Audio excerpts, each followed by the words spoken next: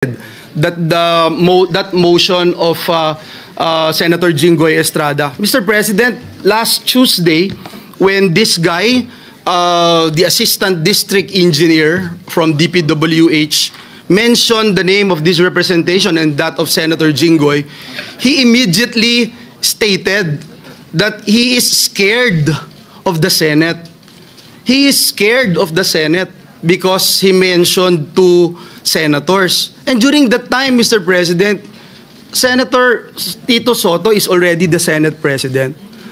And then afterwards, a lot of congresspersons would say that he is safer in the House of Representatives.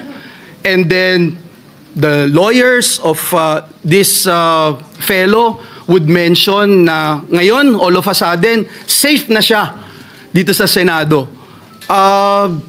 It puts a bad taste in the mouth, Mr. President, na para po bang may mangyayari sa kanya pag nandito siya sa Senado. And that's why, again, when Senator Jinggoy made that motion, we all supported him. And not just the members of the minority, but the entire members of the Senate.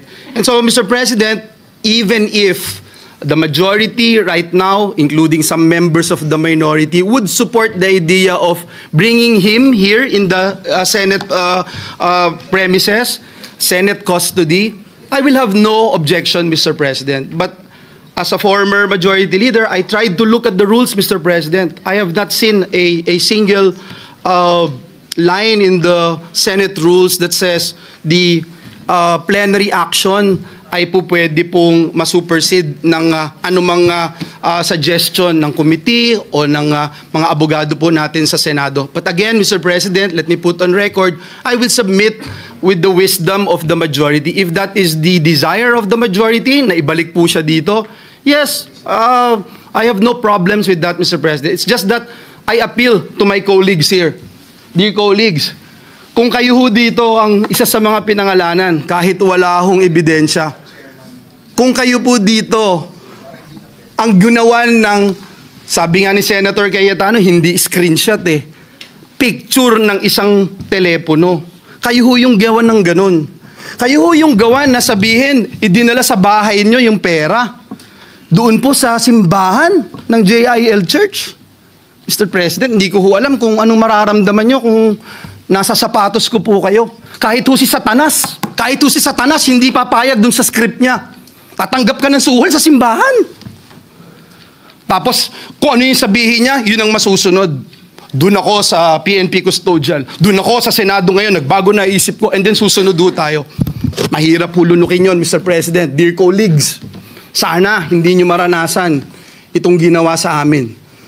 Lahat ng katotohanan, pumupunta sa atin. Yung sinasabing CA member ako, 2023 of October, 2024 po ako naging CA. Ang dami nyo rito, kalahati po dito CA nun.